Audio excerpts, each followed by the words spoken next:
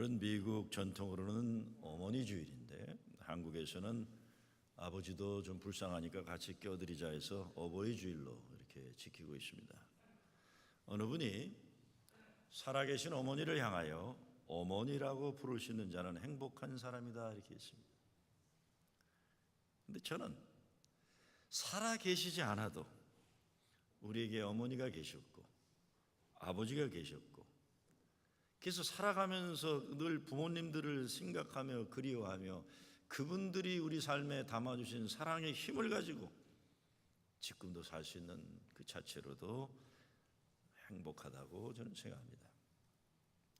설교 준비를 하면서 윤동주 시인이 만주에서 어머니를 그리워하며 쓴 시가 생각나서 한번 읽어봤습니다. 제목은 고향집입니다.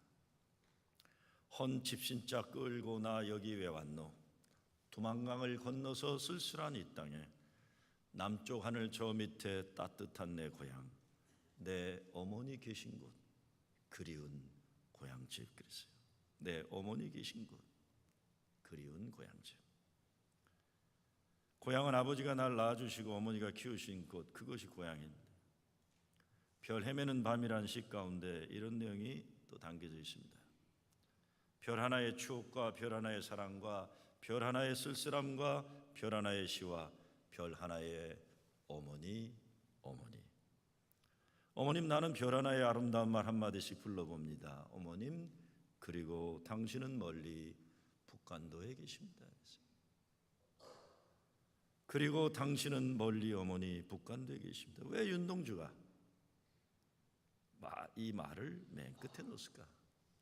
저는 알아보지는 않았지만 어머니 그리고 당신은 멀리 북간도에 계십니다. 이 구절이 가슴을 찌르르하게 만듭니다.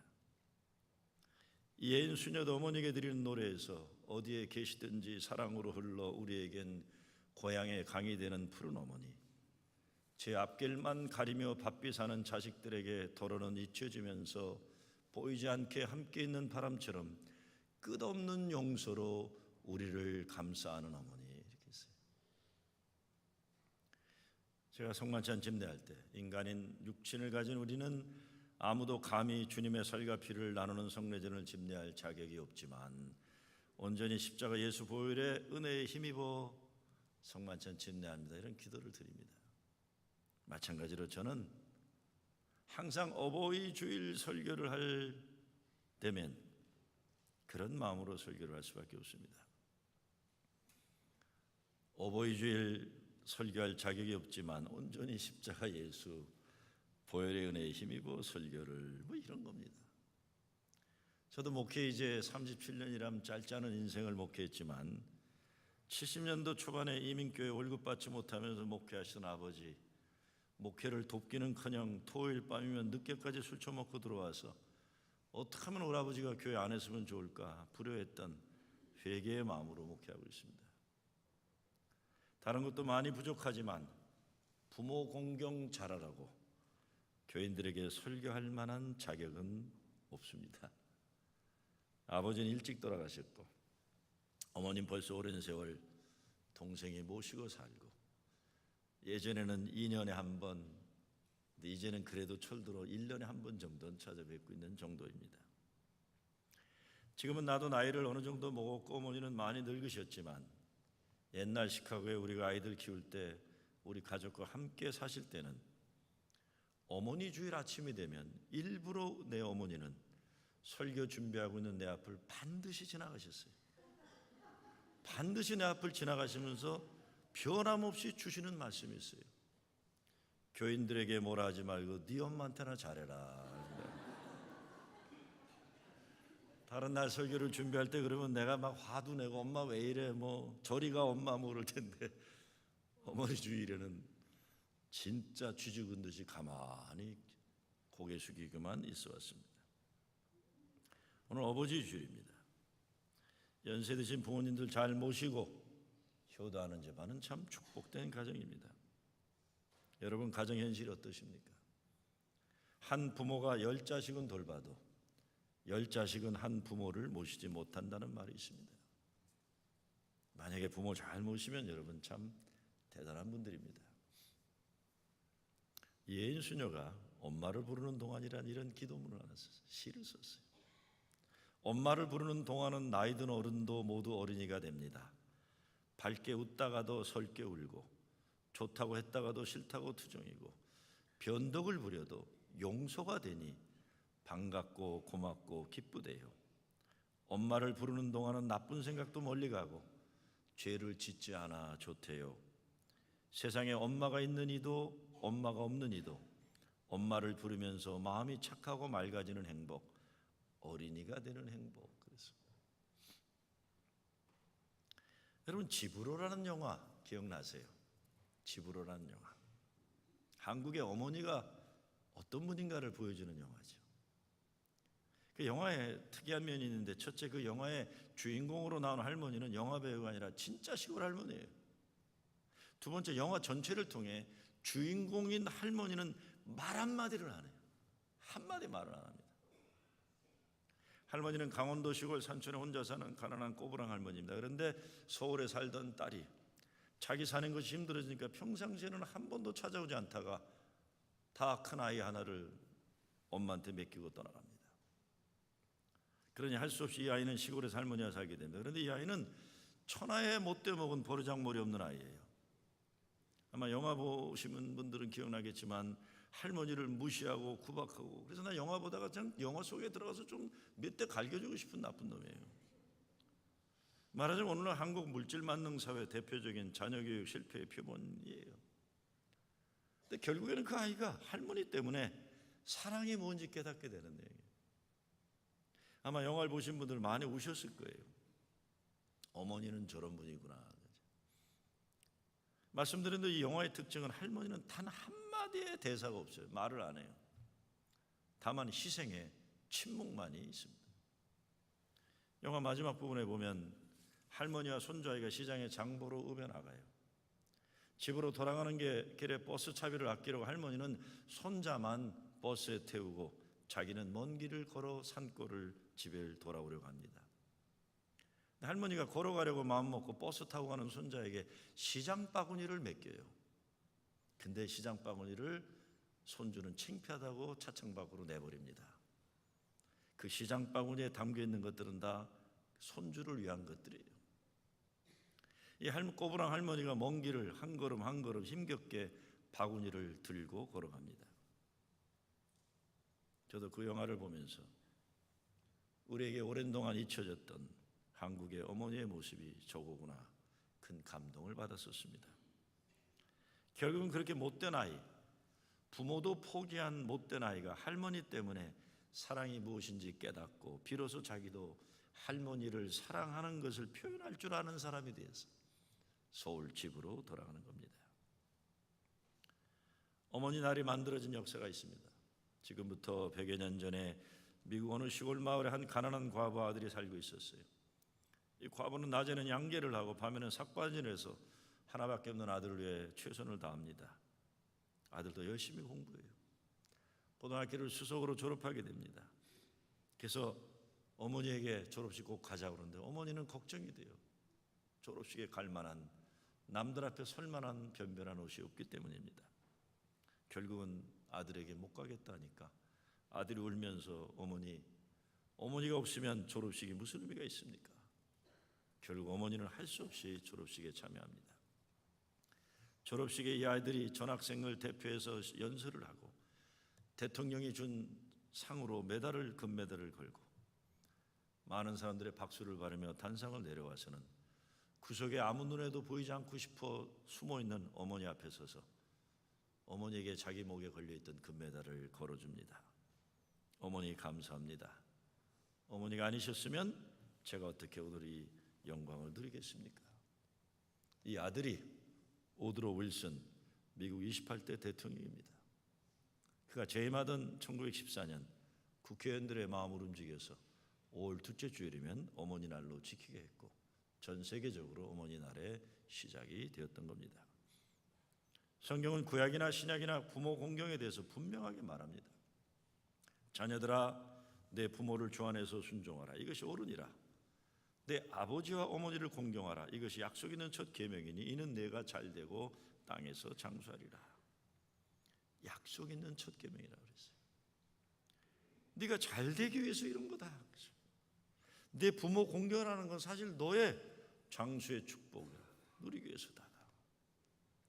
십계명은 400여 년이란 긴 세월을 에집트에서 노예 생활하던 히브리 백성을 광야 40년을 통해 가나안 약속된 땅으로 백성을 이끌어낸 하나님 명령 가운데 주신 말씀이 십계명이에요. 그 십계명 가운데 약속 있는 첫 계명이라 하는 것은 힘이 없고 더 이상 생산 능력이 없는 노인들 가나안 약속의 땅으로 가는 길에 광야에서 버리고 가지 말라는 법이에요. 그럼 벌 받는다 너희들. 사람이 생산 능력이 없다고 버림받게 되는 사회 근본이 무너지는 거기 때문에 약속의 땅이 가까워질수록 이 계명을 지키도록 하는 거예요. 왜? 가나안 땅에 가면 다 사유재산이 자기 잘 먹고 잘 살기 위해서 혈안이 될 텐데 이때 잘 먹고 잘 사는 길에 방해가 될 늙은 부모들 버리지 말라 이겁니다. 부모는 자녀를 믿음으로 잘 양육하고 자녀는 부모에게 순종하는 법도를 배우게 될 때 축복의 약속이 있는 백성이 된다는 하나님 명령입니다.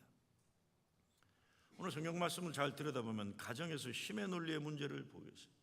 힘의 논리에 대한 경고입니다. 부모 자식 관계가 힘으로 결정되면 안 된다는 거죠. 부모도 힘이 있다고 자식을 함부로 억울하게 하지 말라는 거고, 자식들도 나중에 힘이 있다고 부모에게 함부로 하지 말라는 거예요. 왜? 가정에서 자행되는 폭력이 얼마나 많습니까? 정말 가슴 아픈 건 부모에게, 특히 아비에게 상처받은 많은 아들들, 딸들이 있어요. 남편에게, 요즘은 부인에게 언어 폭력 당해서 평생 상처받고 살아가는 사람들 많고, 폭력이에요. 힘이 있으면 마음대로 한다고는 이 폭력 이거 안 된다. 돈 많은 처갓집 장인 장모가 사위 무시하는 거예요. 시부모들 며느리 인격 함부로 무시하는 거예요. 아주 못된 시부모들 많죠. 거꾸로 부모들이 돈도 없어지고 세상 시기 못 주는 구박하고 무시하는 것 저질이에요. 장인 장모 가난하고 하다고 무시하는 사위들 못된 인간들, 시부모들 기력이 약해졌다고 야박하게 구는 며느리들, 못된 여자들이, 이게 다 세상적인 힘의 논리로 살아가는 것. 근데 예수 믿는 사람들은 그래서는 안 된다는 거죠. 자문은 말합니다. 너를 낳아준 아버지에게 순종하고 늙은 어머니를 업신여기지 마라. 젊은이들에게 존경받는 노인들 참 축복받은 분들. 그러기 위해서 늙어질수록 노년기에 정말 하나님을 잘 의지하고 주 안에서 순종할 수 있는 그런 부모님들이 되어야 되는 거죠.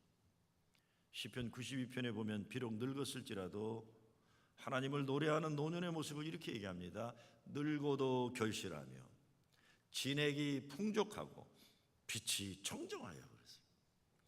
여호와의 정직하심을 나타내리로다. 여호와는 나의 바위시라 그에게는 불의가 없도다. 특별히 자녀들을 노엽게 하지 말라고 그랬어요. 노엽게 하지 마라. 노년기에 계신 분들, 젊은이들을 인정하고 존중하고 사랑해야 노년기에 행복할 수 있습니다. 그래서 잠언에 보면 백발은 영화의 면류가 아니라 의로운 길에서 얻으리라 이렇게 노래합니다. 잘못 늙으면 취해지죠. 그래서 믿음 안에서 젊은이들이 본받을 수 있는 기도와 말씀의 어른이 되어 백발은 영화의 면류가 아니라는 말에 합당하게 살아야 됩니다. 저는 가끔 그런 생각을 합니다. 나를 키우며 우리 엄마 아빠는, 어머니 아버지는 무슨 생각을 했을까? 나를 키우며 무슨 생각했을까? 나 같은 자식 뭐 바라고 내 부모는 나를 위해 희생하며 살으셨을까? 그런 생각하면서 내 자식들도 나와 비슷할 테니 일찌감치 포기하자 이런 생각을 합니다. 대부분 본인이 부모가 되어 부모 생각 조금 하는 거고, 저도 내 아이들이 내 마음대로 되지 않는 나이 되면서부터 부모라고 하지만 어쩌지 못한 일들 여러 번 경험하면서 나를 기르신 부모의 마음을 이해하기 시작했습니다. 저는 요즘 그래요. 우리 아버지 참 대단한 분이셨구나. 나의 아버지셨다는 게 얼마나 힘드셨을까. 우리 어머니 얼마나 많이 참으셨어야 됐을까 이 생각 많이 해요. 우리가 어떻게 부모님을 공경하고 잘 돌봐드릴 수 있겠습니까? 가나안 농군학교 지침에 효도 십계명이라고 있어요.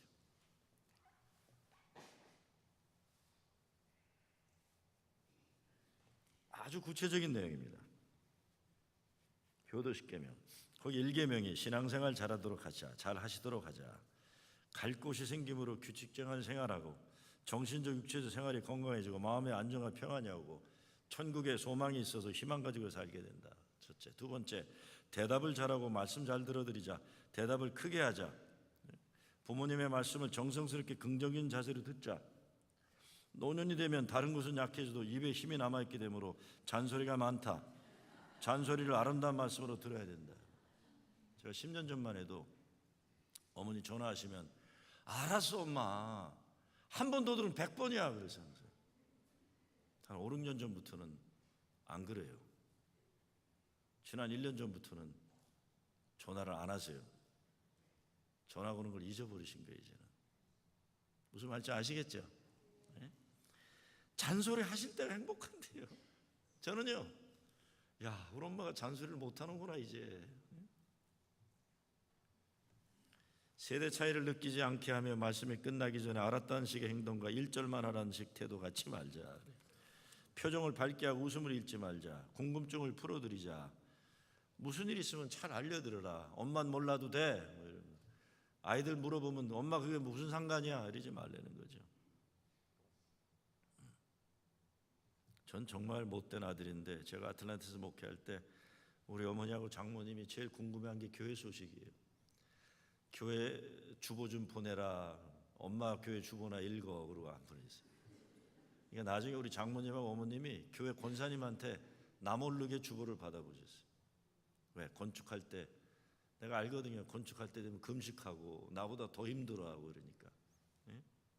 궁금증을 잘 풀어드려라. 잘 말씀해 드려라. 온 가족이 자주 모여서 대화 나눔으로 궁금증 풀어드리자.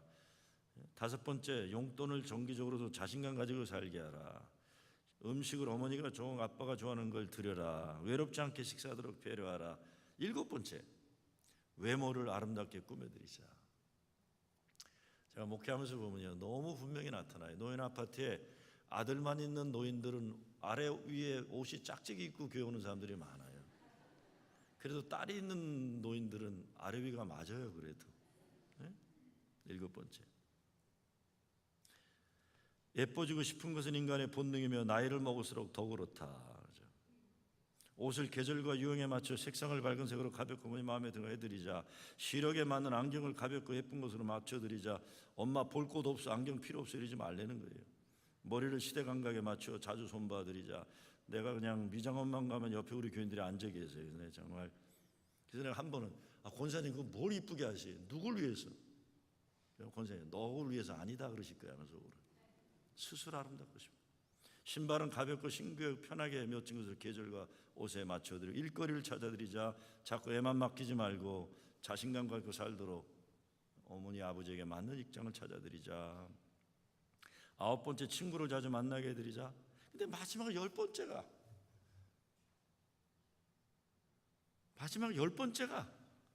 어떻게 보면 참 가슴 아픈 거예요. 너무 단순합니다. 마지막 10번째가 효도 10계명이 뭔지 아세요? 등을 긁어드리고 손톱 발톱을 깎아드리자. 이건 아마 여자 딸들만 아는 얘기일 거예요. 아들들은. 제가 벌써 몇 년 전에 크리스마스 예배 끝나고 이제 연말 바쁜 때 집사람이 가자 그래서 어디 그랬더니 시카고 가야 된대요. 왜? 그랬더니 엄마한테 가야 된대요. 이 바쁜데 왜? 가서 엄마 머리도 해드려야 되고 손톱 발톱 깎아줘야 된대. 내 속으로 네 남편이 얼마나 중요한 인물인데 그런 것 때문에 나를 호출하셔야 되나. 그래서 말씀을 하려다가 감히 말을 못하고 그냥 갔다 왔습니다. 등을 긁어드리고 손톱 발톱을 깎아드리자. 제가 제 아들 이야기 목회성에 썼어요. 참 더 기특하더라고요. 저는 장남인데 한 번도 제 어머니 옆에 서서 오손도손 살갑게 사랑을 나눠본 적이 없어요. 아버지 일찍 돌아가시기 때문에 더 일부러 어머니 독자적으로 살도록 하고 난 장남이니까 산의 대장구처럼 산다고 엄마한테 따뜻한 말 해본 적. 근데 우리 아들놈은 며칠 전에 카톡 사진에 올리기를 할머니하고 나무를 캐고 할머니와 나무를 반찬 만드느라고 옆에 사내 놈이, 제가 참 감사했어요. 야, 내가 못한 거 네가 하는구나. 네? 내가 못한 거 네가 하는구나. 네, 어머니, 이제 아들들은 기억해도 손주들은 네 집 아들인지 기억 못하는 내 어머니 옆에서 우리 어머니는 계속 우리 아들한테 묻으니까 넌 네 아버지가 누구냐 계속 묻고 계실 거예요 지금. 그런데 우리 아들은 우리 어머니 옆에서 나무를 따서 같이 나무를 하고 있는 거예요. 고마워요, 고마워. 당당하게 해드리고 행복하게 해드리고 고맙다고 말씀드리고 천국 가는 날까지 기죽지 않도록 해드리는 거죠. 무엇보다 부모를 귀하게 여기는 마음을 가지는 거예요. 어느 분이 그러더라고요. 하루에도 자식들 말 한마디 때문에 천당과 지옥을 수백 번 오간다고 그래요. 자식놈이 말 한마디 잘해주면 천국에 올라가고 말 한마디 섭섭하게 해주면 지옥에 들어가는 기분이고, 부모가 되어 자식들 말 한마디 가슴 막힌다는 말이 저도 자식을 키우면서 많이 생각합니다. 저도 대단한 사내대장부인데 내 딸 할 말 한마디에 그냥, 내 딸은 모르죠. 지 말 한마디가 나를 얼마나 힘들게 하는지. 아, 내가 무시당하고 있구나 지금. 전에 한번 말씀드렸을게요. 제가 시카고에 있을 때 노인 아파트 이렇게 가보면 현관에 나와 있는 권사님들 계세요. 권사님, 오늘 누가 와요? 아, 목사님, 우리 아들이 손주들 데리고 온대요. 아, 조금 이따 오나 보죠? 아니요, 언제 오는데요? 언제 온다는 거 보면 한 달 후에 온다는 거예요. 아들이 엄마한테 전화해서 어머니, 저 다음 달에 애들하고 어머니 뵈러 갈게 하면 전화 끊자마자 노인 아파트 현관에 나와 계시는 거예요. 그런 노인들끼리 모여갖고 자기 아들들 자랑하고 있는 거예요. 그런데 막상 오겠다는 날 오는 자식들이 거의 없는 게 문제예요. 젊게 사실 수 있도록 도와드려야죠. 세멜 올만이 쓴 청춘이라는 시에 이런 구절이 있습니다. 사람은 신념을 가지면 젊고 의욕을 가지면 늙는다. 사람은 자신을 가지면 젊고 공포를 가지면 늙는다. 사람은 희망이 있으면 젊고 실망이 있으면 늙는다. 꿈과 소망과 비전 가지고 살 수 있도록, 천국의 소망 가지고 살 수 있도록, 아직 예수를 그리스도로 영접하지 못한 부모들 계시면 주님 만날 수 있도록 천국 가는 길 도와드립니다. 늙었기 때문에 잘해야 되는 게 아니라 인생 노년기 하나님 맡기신 거룩한 사명을 발견하는 것을 돕는 것이죠. 그래서 유대 철학자 아브라함 헤셜이 이런 말을 합니다. 노인들에게는 취미만이 아니라 환상이 요구된다. 노인들에게는 기억만이 아니라 꿈이 요구된다. 그것을 얻는 데 중요한 의미를 갖게 하는 것 세 가지다. 하나님, 영혼, 순간이다. 그 세 가지는 항상 여기에 있다. 바르게 존재하는 것은 축복이다. 바르게 사는 것은 거룩하다. 저는 그래, 연세 많은 어르신들은 그냥 살아 계시기만 해주셔도 교회는 복이에요. 연세 많은 분들이 교회 자리에 안 계시면 설교하다 좀 걱정이 되기 시작해요. 혹시 존재함 자체가 귀한 거예요. 부모를 공경한다는 것, 젊은 사람들이 노년기 어른들의 형편을 잘 이해하는 거죠. 그래서 어떤 분이 이런 말을 합니다. 인생의 말년에 이르러 자기 자신밖에 남아있는 것이 없을지라도 그것만 해도 대단한 것이다 그랬어요. 그냥 그 자리에 그렇게 믿음의 어른으로 계신다는 그 자체로 가장 큰 축복을 젊은이들에게 안겨줄 수 있는 거예요.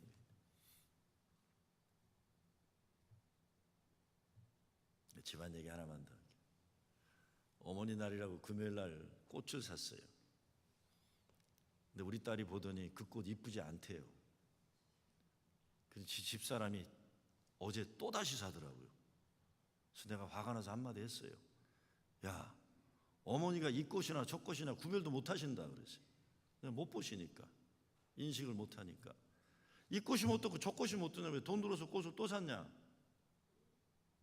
그랬더니 그분 말씀이 너 말 다 했냐? 그러시더라고요. 그 다음부터 아무 말도 못했어요. 어머니가 인식을 못하고 보지 못해도 가장 아름다운 꽃을 드리는 거예요. 그렇죠? 제가 어머니 돈 드리고 오면 우리 동생이 그래요. 엄마 그거 형이 줘도 금방 잊어먹어 그래요. 그래서 내가 속으로 그러죠. 야, 속으로 그래, 속으로.